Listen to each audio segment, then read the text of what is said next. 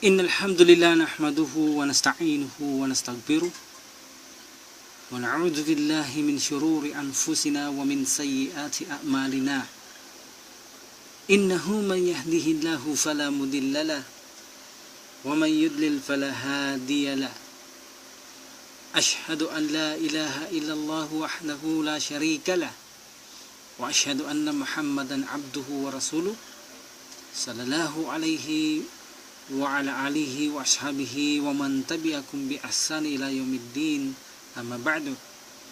Assalamualaikum warahmatullahi ta'ala barakatuh. Muli mga kapatid ko sa pananampalataya, ay ipagpapatuloy natin ang pagpapaliwanag hinggil sa aklat ng pagpapadalisay, kung saan ipinapaliwanag natin ng mga hadith ng Propeta Muhammad sallallahu alaihi wasallam. Ibig sabihin, kanyang sinabi ng siya sa panahong nabubuhay pa, na kung saan ipinapaliwanag natin ay sa paliwanag ng mga scholars, at ganun din ay binibigay ang mga ilang benepisyo nito upang mapaginabangan natin na magamit nating mga ebidensya o dalil kapag tayo ay mayroong gustong alaming isang bagay sa ating pananampalatayang Islam. Gayunpaman ay itinatagubilin natin sa ating mga kapatid sa pananampalataya, lalo na sa mga baguhang yakap sa pananampalatayang Islam, ay ugalihin nila itong ulit-ulitin na mapakinggan, sapagkat tunay, lalo na kapag baguhang kang Muslim, ay nakalilito ang mga paksahing ito. Ngunit sa paulit-ulit na pakikinig dito, sa tulong ng Allah subhanahu wa ta'ala, insyaAllah, kapag nakabisado mo ito ay magiging madali ang pang-araw-araw na gawain ito. Ito ang mga pinapaksa natin ay pang-araw-araw na ito'y kaakibat ng mga gawain ng sala at wudu. So kaya kailangan talagang makabisado natin ito, sapagkat araw-araw natin itong ginagampanan sa ating buhay hanggang tayo ay mamaalam sa mundong ito. So napakahalaga talaga ng pinapaksa natin ito. Naway pagpalain tayo ng Allah subhanahu wa ta'ala at pagkalooban ng kaalaman, at gawin niya itong kapakipakinabangan sa ating mga kamusliman. So dadako tayo sa chapter 4 o part 4 ng ating serye, na kung saan ang hadith sa araw na ito ay dalawa ang ipaliliwanag natin. Ang unang hadith, sinabi dito, wa'an rajulin sahiban Nabiya Muhammad sallallahu alaihi wasallam qal naha Rasulullah sallallahu alaihi wasallam an tagtasilal mar'atu bifadlil rajul awir rajulu bifadlil mar'ati wal yagtirafa jami'a. Akhrajahu Abu Dawud wa Nisa'i wa isnaduhu sahih. So sa hadith na ito, ayon sa salaysay ng isang tao dito, so ang tao na tinutukoy dito ay sahaba ng Prophet Muhammad sallallahu alaihi wasallam. Sa ibang hadith, ang taong ito na tinutukoy ay si Al-Hakam ibn Ammar Al-Ghafari rahimullah radiyallahu an, kung saan siya ay isang sahaba ng Propeta Muhammad sallallahu alaihi wasallam, na siya ay nagsabi na sinabi ng Propeta Muhammad sallallahu alaihi wasallam na ipinagbabawal niya sa isang babae ang gamitin niyang paggusul ang tirang pinaggamitan ng isang lalaki, o ng isang lalaki na gagamitin niya ng panggusul ang tira na pinaggusulan ng isang babae. Instead, dapat sila ay magkasabay na sumalok dito sa pamamagitan ng kanilang mga kamay sa pagsasagawa nila ng kanilang mga gusul. So, ibig sabihin, sabay sila na gumagawa nito, ang babae at lalaki. Ibig sabihin, mag-asawa ito, sapagkat hindi naman maaring magsabay ang hindi mag-asawa. Maliban kung sila ay makram, tulad halimbawa kung sa kanya ito'y tiyain at ikaw ay kanyang pamangkin, alhamdulillah. Ngunit kung hindi mo ito mahram at maaari mo mapangasawa, hindi kayo maaring magkasabay sa ganitong sitwasyon. So ang tinutukoy dito ay ang mag-asawa, no, sa hadith na ito.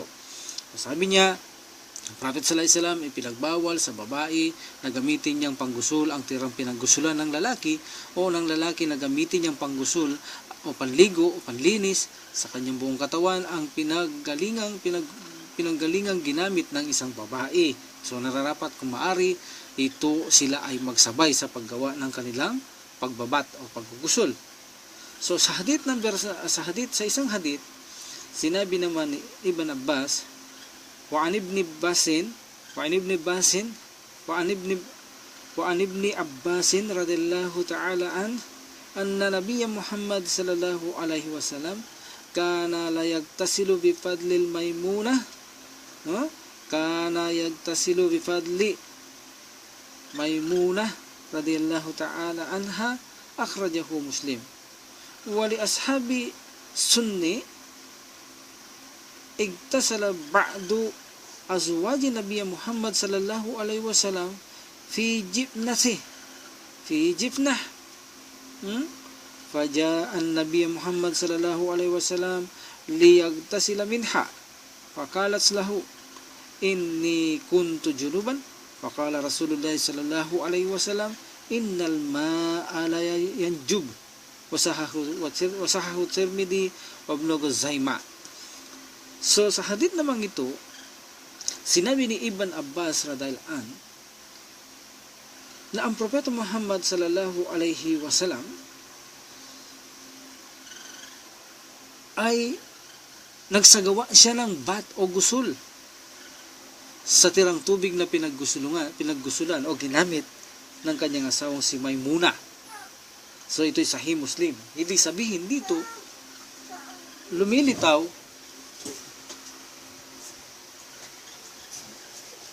na ito ay sumasalungat sa unang hadith. Sa unang hadith ay pinagbawal ng Propeta Muhammad sallallahu alaihi wasallam na gamitin ng isang babae ang tirang tubig na pinaggusulungan ng lalaki o ng lalaki ang pinaggamitan ng babae.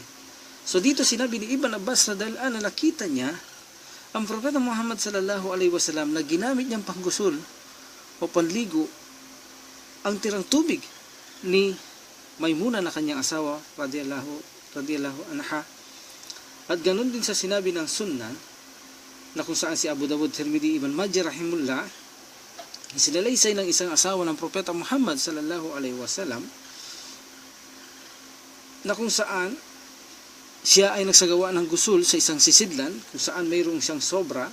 Then the Prophet Muhammad sallallahu alaihi wasallam, dito siya ay lumapit at dito ay nagtangka ang Prophet sallallahu alaihi wasallam magsagawa ng gusul sa lalagyang ito kung saan tirang tubig ng babaeng kanyang asawa na kung saan tira ito sa pinagamitan niyang panggusul.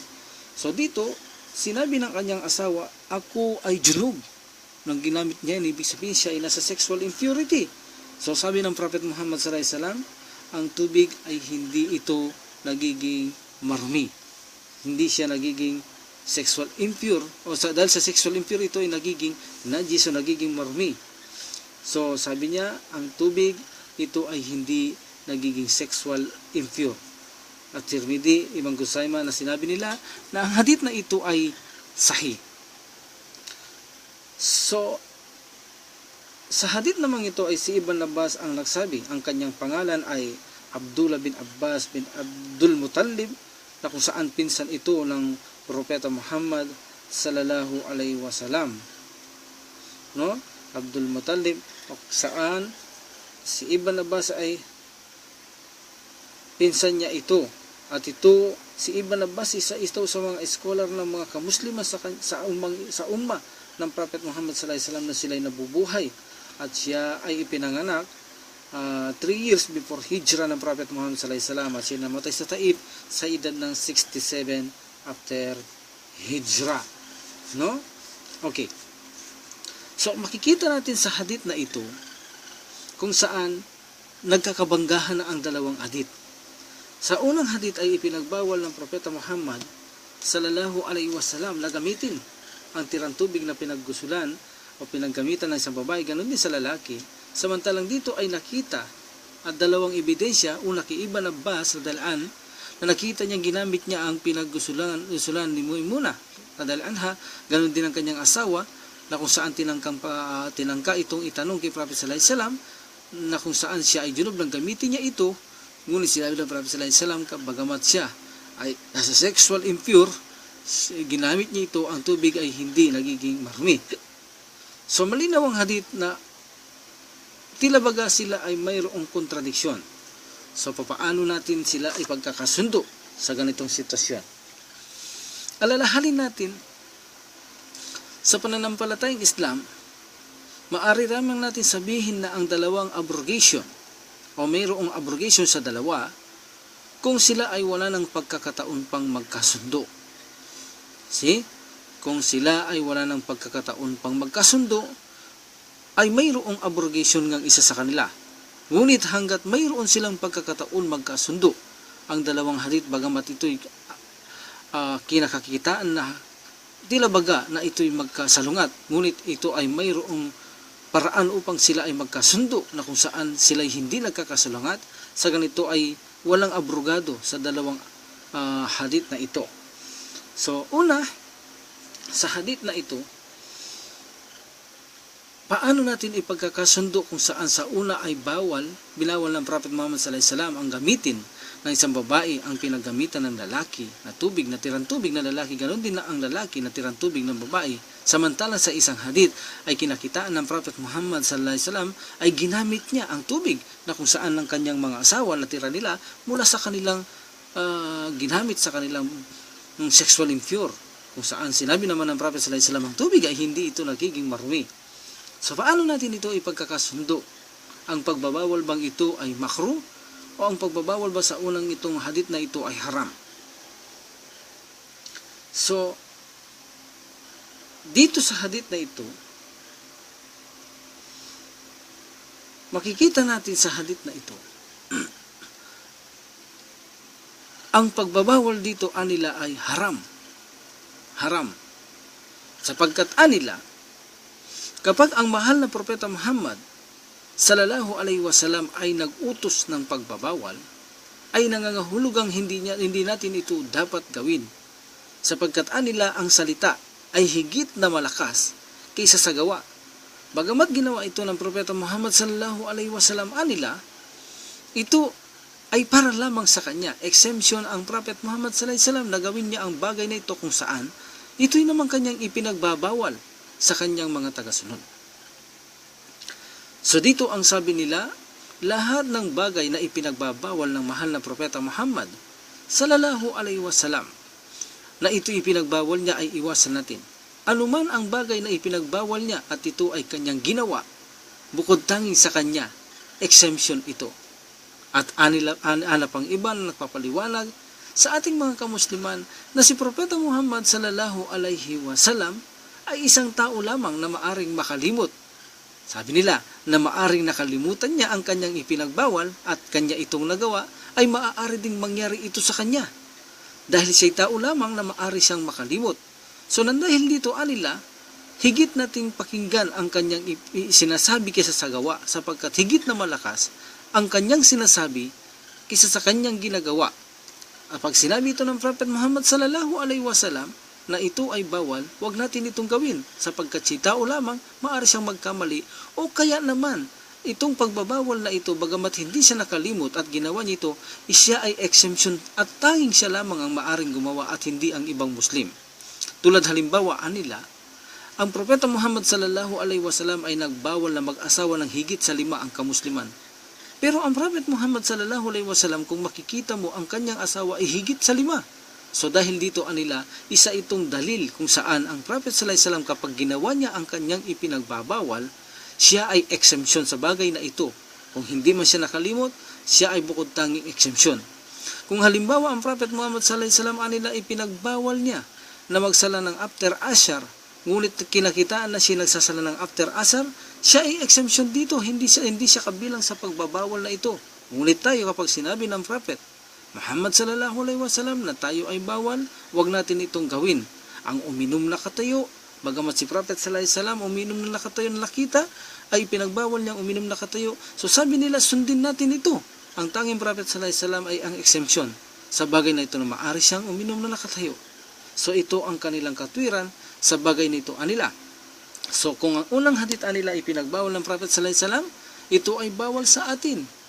At kung ito naman ay ginawa ng Prophet sallallahu alaihi wasallam, maaari siya'y nakalimot O kung hindi naman ay maaring exemption ito at sa kanyang tangi lamang maaari niyang gawin ang bagay na kanyang ipinagbawal na gawin niya ito sapagkat siya ay exemption sa bagay na ito.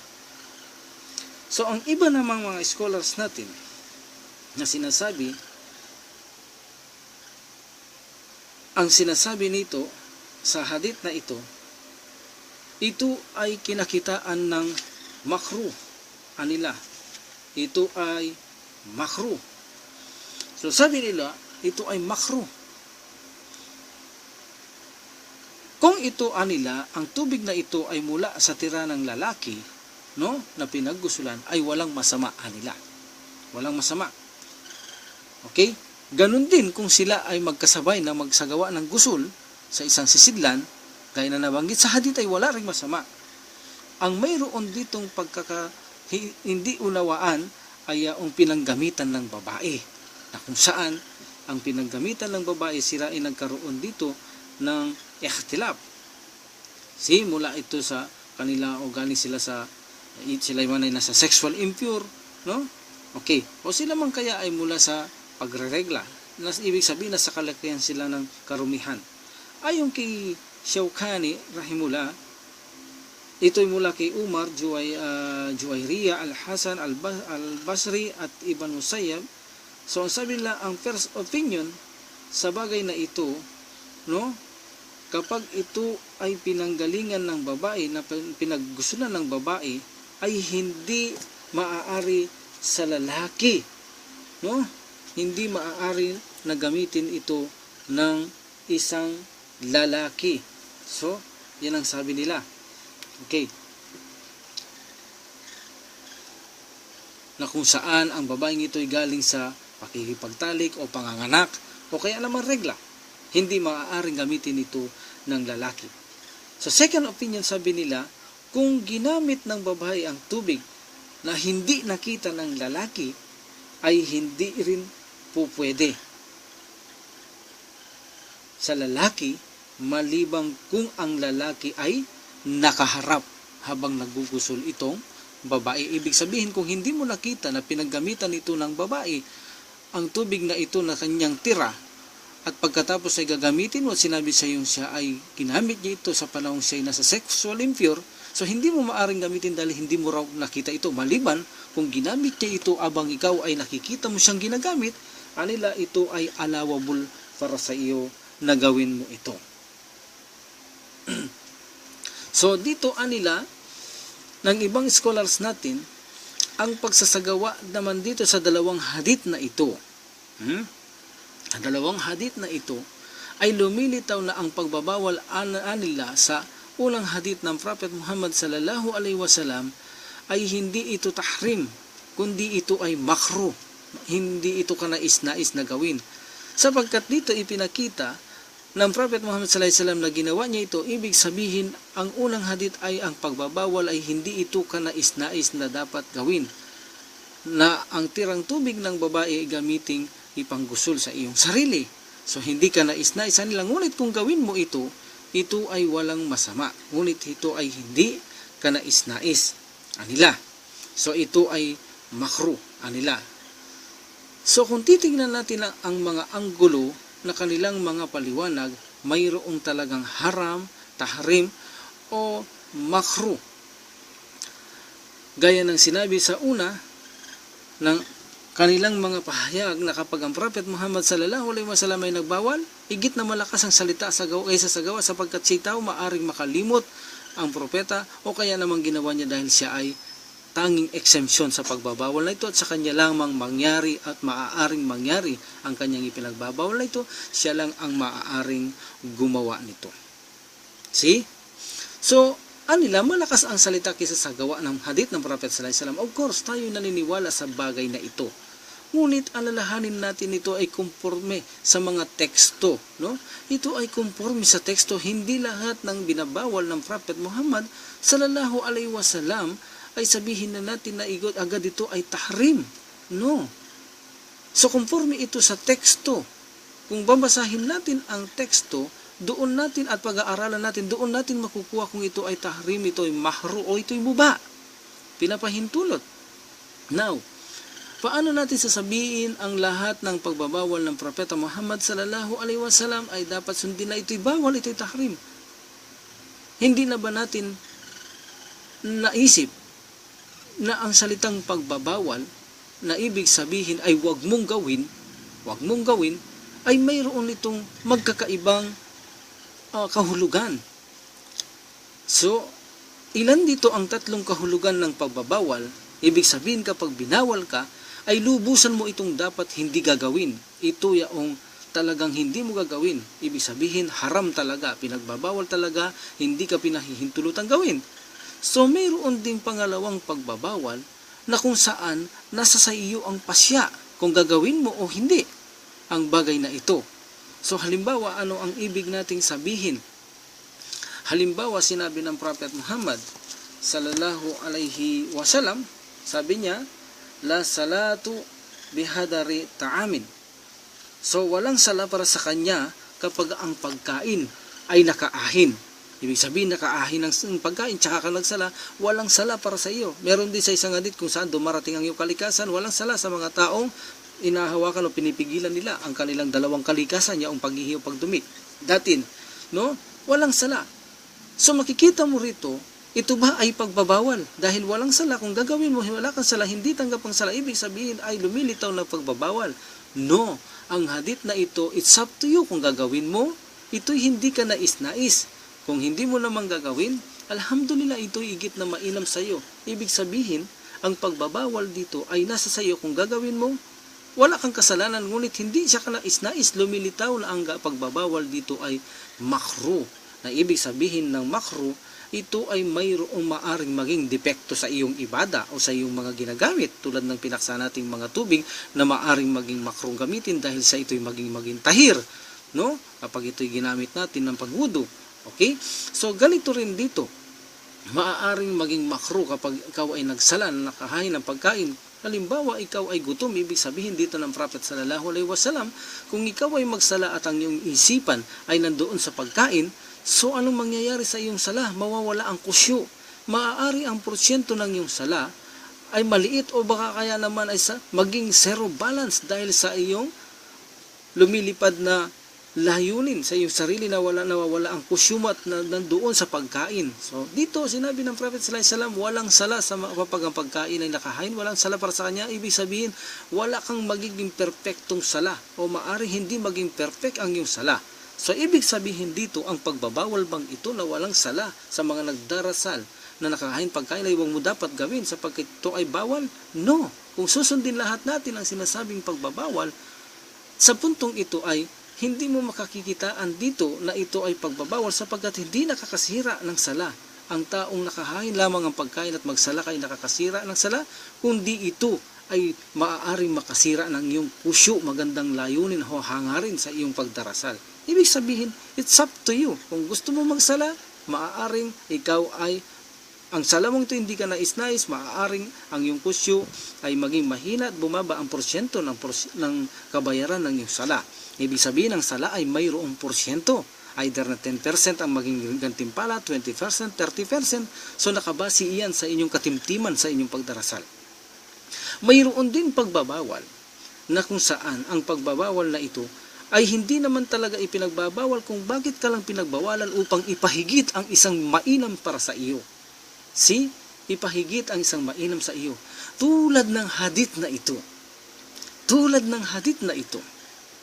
Ang pagbabawal, insyaallah, Allahu alam, ang pagbabawal sa hadith na ito, kung talagang titimbangin natin sa tatlo, ito ba'y tahrim o haram, ito ba'y makruh o mubah. Kung titimbangin natin ang tatlo rito, ay higit na malamang ang mubah. Sapagkat ang pagbabawal dito ay lumilitaw na ito'y mubah. Ang pagbabawal na lumilitaw sa hadith na ito, kung saan ibinawal ka ng mahal na Propeta Muhammad sallallahu alaihi wasallam na huwag mong gamitin ang tubig na ginamit ng babae, na tirang ginamit ng babae o ng lalaki, dahil ito ay hindi na sariwa. Hindi na sariwa. Pero hindi ibig sabihin ito'y nagiging tahir o najis sapagkat malinaw sa hadith ng Prophet sallallahu alaihi wasallam sa ginamit ng kanyang asawa, ginamit niya, sinabi niya na siya ay nasa malaking karumihan o sexual impurity, sinabi niya ang tubig ito ay hindi rin magiging marumi. Ibig sabihin, gagamitin niya.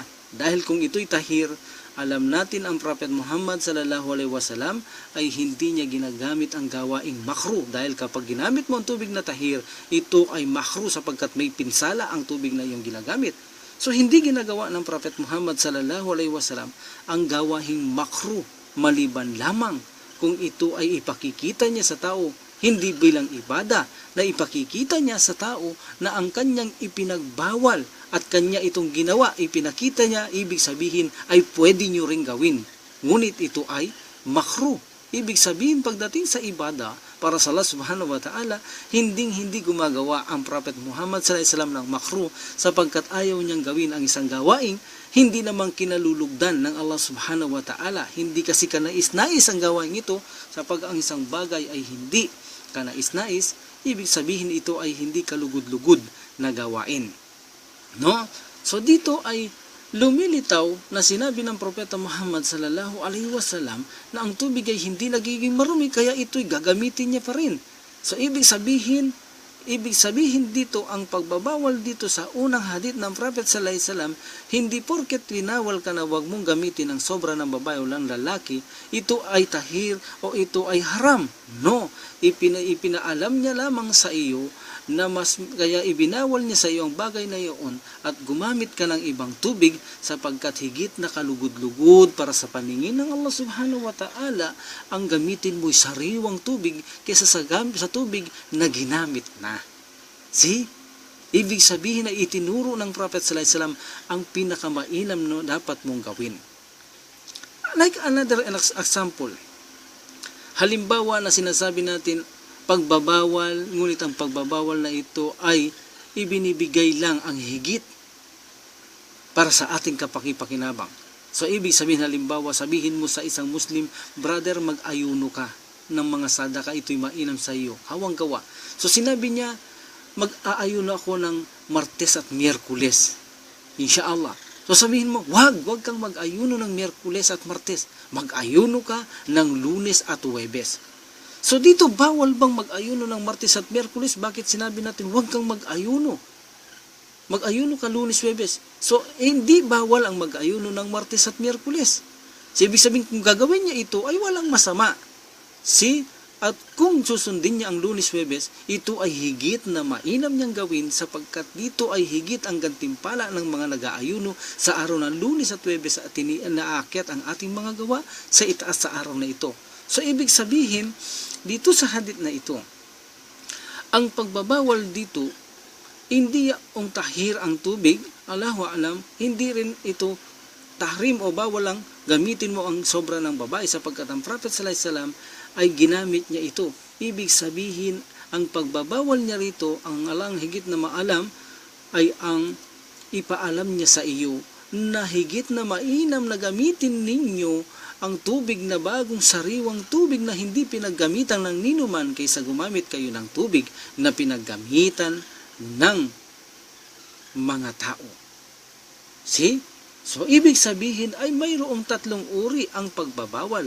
Ang pagbabawal na kung saan lubusan mong iiwanan, hindi mo pwedeng gawin. Pangalawa, pagbabawal na kung saan it's up to you kung gusto mong gawin. Itong sinasabing makruh. Pangatlo, yung pagbabawal na hindi naman lubos ang pagbabawal kundi ibinawal ka lamang niya upang ibahagi sa iyo ang mainam mong gawin. Tulad ng isang kanin na kung saan isang malamig na kanin at kapag ikaw ay kakain, halimbawa guest kita o bisita kita at nahilapag sa iyo ang malamig na kanin nang makita ko, mayroong mainit na kanin na makita ko hindi kakainin mo, sabihin ko sa iyo, huwag mong kainin yan. Ito ang iyong kainin. So, ibig sabihin ang pagbabawal ko sa iyo ay hindi ito haram.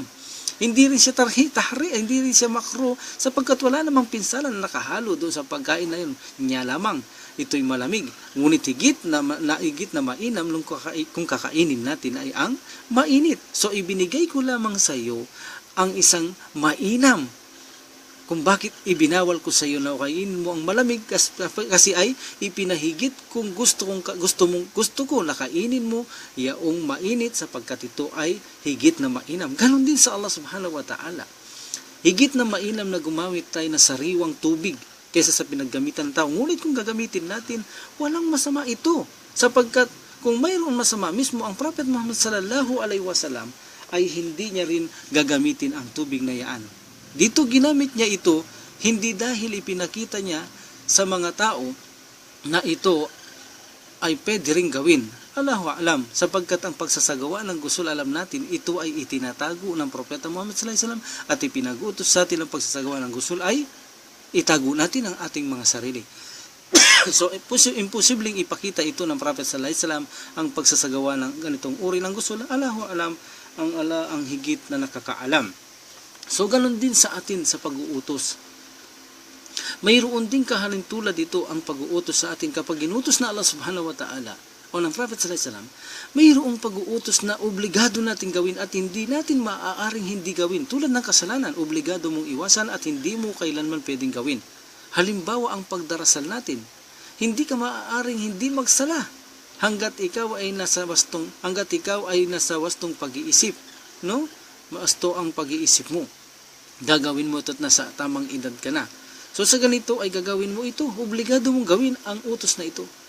Mayroon din namang utos, it's up to you, katulad ng haram o pinagbabawal sa iyo.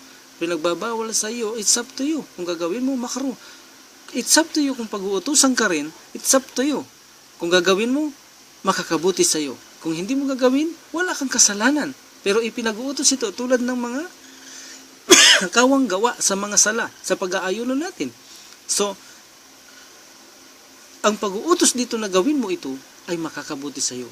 Ang pagbabawal naman sa isang bagay, kung gagawin mo ito, maaaring makasama sa iyo. Kung hiiwasan mo, makakabuti sa iyo. So, mayroon silang pagkabayras-bersa.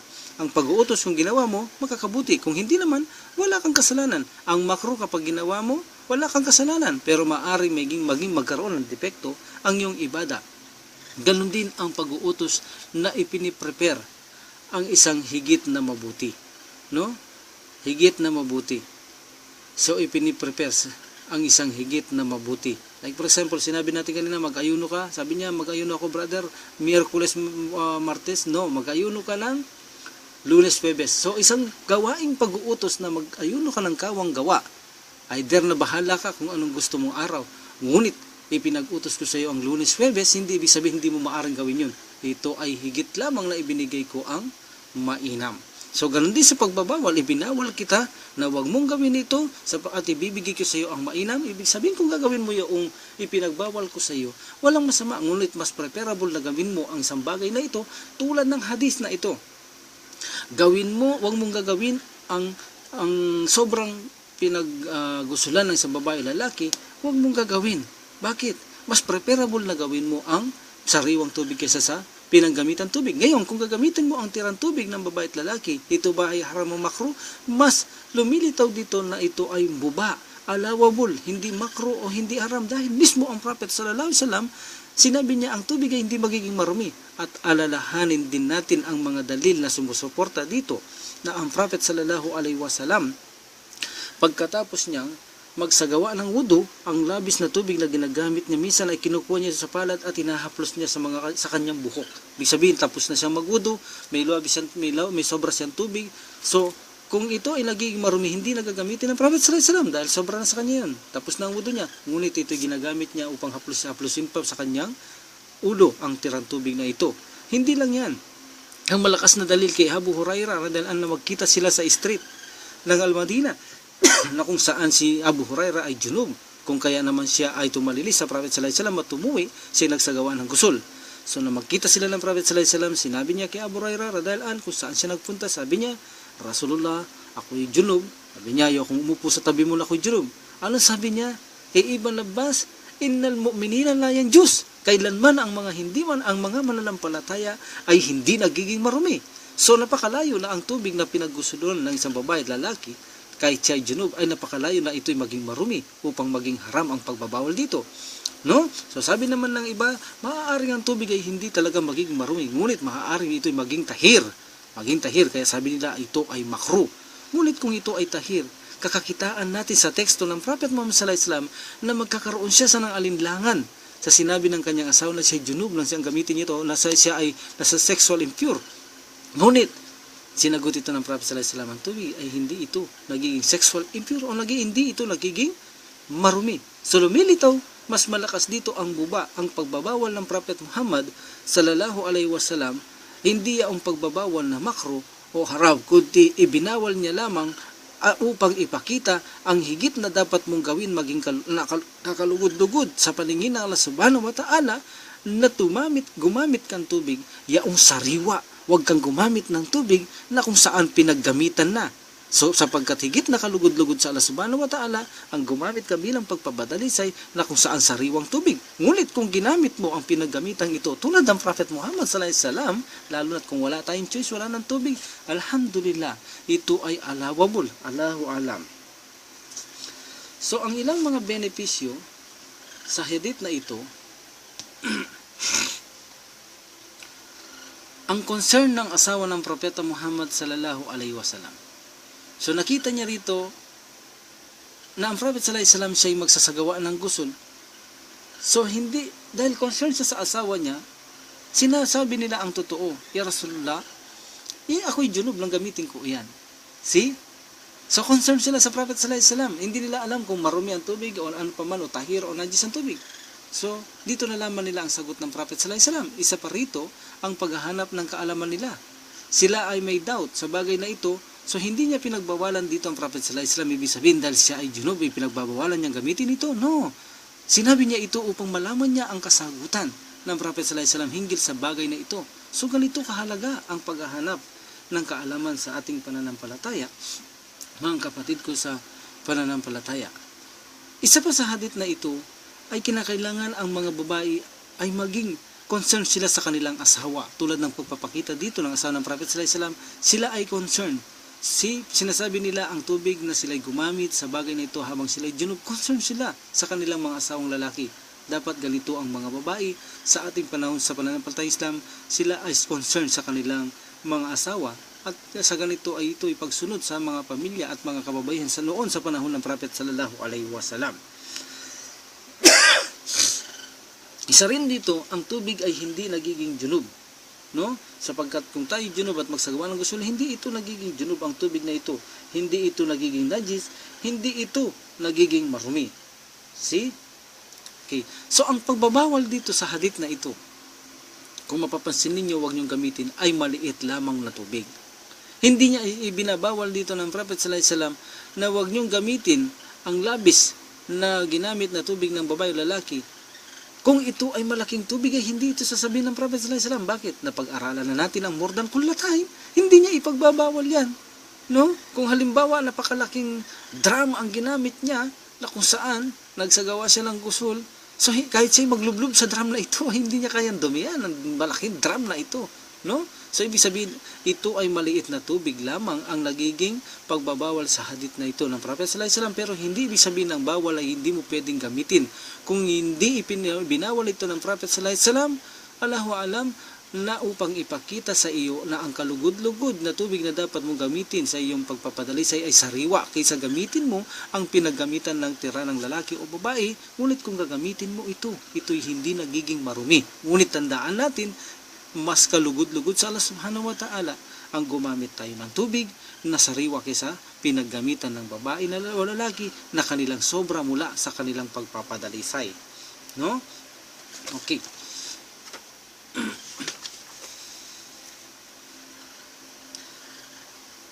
So, ito ang pinakamalapit na takdang kombinasyon ng dalawang hadith na ito.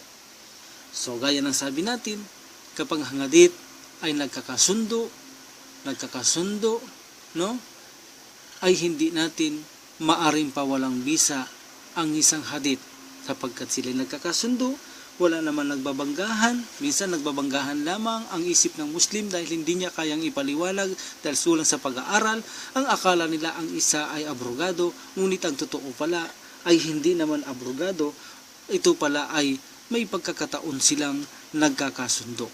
So, sa hadith na ito, ang pagkakasundo, ang pagbabawal, ang sabi nila ito ay makruh sapagkat maaring maging tahiran tubig kapag ginamit ng lalaki o babae, ngunit malinaw sa hadith na ito'y hindi magiging marumi at hindi nagalinlangan ng Prophet sallallahu alaihi wasallam na gamitin niya ito, kaya masigit na malakas na ito ang pagbabawal, bagamat ito'y muba, ang pagbabawal dito gaya ng sabi natin, upang ibigay sa iyo ang higit mong dapat gawin na sinabi natin tulad ng pagkain, binigyan ka ng malamig na kanin, ngunit may mainit na kanin, sabihin ko wag mong kainin yan, itong malamig na ito ang kainin mo. Ibig sabihin hindi kita binawal, kung kakainin mo yan walang masama sapagkat wala naman epekto ang kanin na yan, walang kung sasabihin natin tulad ng tahir, wala.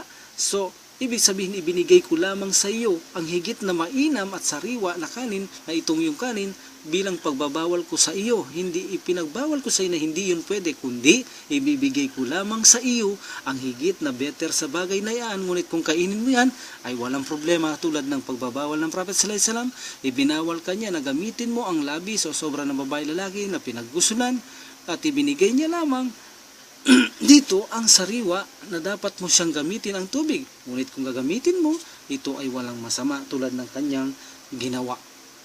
See? Okay. So, malinaw na sa hadith na ito ay hindi ito haram. Gaya na sinasabi ng iba kapag ipinagbawal, ito ay haram. No? Titignan natin ang teksto. Titignan natin ang teksto kung talagang ito ay pagbabawal. Ngunit kung ang teksto katulad ng Prophet sallallahu alaihi wasallam, nagbawal siya, ngunit sa bandang huli ay gagamit siya, ibig sabihin, exemption ito sa kanya, anila? No, hindi ito exemption sa Propeta Muhammad sallallahu alaihi wasallam. Sapagkat, anong dalil natin? Kung ito'y exemption sa Propeta Muhammad sallallahu alaihi wasallam, nang sinabihan siya ng kanyang asawa na siya ay naligo rito o naggusol lamang siya ay nasa sexual impure, malaking karumihan. See? Dito sinabi ng Prophet sallallahu alaihi wasallam, ang tubig ay hindi magiging marumi dahil sa sexual impure o magiging junub o magiging sexual impure ang tubig na ito. Ibig bang sabihin kapag ang tubig ay hindi naging marumi, haram ba itong gamitin ng kamusliman? So, ibig sabihin, hindi haram na gamitin ng Muslim ang bagay na ito. So, ibig sabihin, malinaw na hindi ito exemption sa Propeta Muhammad sallallahu alaihi wasallam, kundi in general, pwedeng gawin ng Muslim ang ginawa ng Propeta Muhammad sallallahu alaihi wasallam sa bagay na ito. So napakaganda ng pinaksa natin sa araw na ito. Sana ay marami tayong nakapulutan sa dalawang hadith na ito, no? Na kung saan ay wala naman palang pagkakabanggaan dito. Sana ay ugalihin natin na magpatuloy ng maghanap ng kaalaman sapagkat dito lamang lalawak ang ating pangunawa sa pananampalatayang Islam at habang tumatagal ay nalalasap natin ang tamis ng pananampalatayang ito, no? Mga kapatid ko sa pananampalataya. So isa rin sa benepisyo rito bago tayo magtapos ay ipinapahintulot na magsabay ang mag-asawa na magsagawa ng gusol. Magsagawa ng gusol. Sabi na ayon sa ating mga scholar, iwasan nyong mag-touch ang inyong mga kamay abang kayo nagsasagawa ng gusol. Kasi mayroong sunna gusol eh. Hindi lang yung ligo. Yung sunna gusol, gawin mo muna yung wudu. Of course, unahin mong kamay mo, sabay kayo sa isang sisidlan ng iyong asawa. Lalo na kung mga baguhan pa kayo, anila, ay baka magkaroon kayo ng pagnanasa abang nagsasagawa kayo ng paggugusol, ay maaring may sumilya na naman na lumabas sa iyo. Sa galito ay hindi ka makakatapos ng iyong pagsasagawa ng gusol at mabibreak ka muli. So sabi nila iwasan matats, no?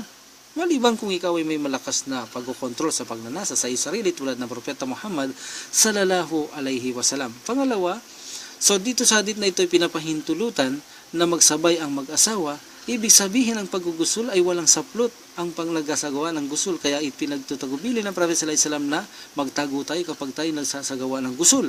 So ibig sabihin ipinapahintulot sa mag-asawa na makita nila ang private parts nila tulad na ginagawa nila Aisha at ng Prophet sallallahu alaihi wasallam. At ito'y nasabi ni Aisha na nakikita ang private parts ng Prophet sallallahu alaihi wasallam ng kanyang mga asawa sa paggagawa ng gusul ayon sa mga salaysay ng mga hadith na ating nabasa. Ganon din ang pagsabay ng ganito na sasagawa ng gusul sa mag-asawa ay lalong nagbibigay ito sa atin ng tamis ng pag-ibig, pagkalugod, parangal sa ating mag-aasawa. Mga lalaki man, mapababae man. Kaya pinag-utos ng Prophet sallallahu alaihi wasallam kung maari magsabay kayo sapagkat mas marami ang benepisyo kapag ang mag-asaway nagsasabay na maggusol. No, lalong sumisibol ang laki ng pagmamahal nila sa bawat isa, pagrespeto, paggalang, parangal, no? Alhamdulillah. So ang lahat ng ito ay nakakamit ng mag-asawa kapag sila ay nagsasagawa ng gusol na magkasabay tulad ng ipinag-uutos ng Propeta Muhammad sallallahu alaihi wasallam. Hanggang sa muli ay subaybayan natin ang pagpapaliwanag natin sa mga hadith hinggil sa aklat ng pagpapadalisay. So sa araw na ito, 2 hadith na naman ang ating pinag-aralan at ang mga hadith na ito ay tunay na autentibo, sahih, kung saan hindi sila mahina, walang kontradiksyon, wala ditong abrogation sapagkat sila ay nagkasundo. Alhamdulillah, wa qadaw alhamdulillah rabbil alamin, wa salatu wa salam ala rasulillah, subhanakallahumma wa bihamdik, asyhadu an la ilaha illa anta astaghfiruka wa atubu ilaik. Assalamu alaikum warahmatullahi taala wabarakatuh.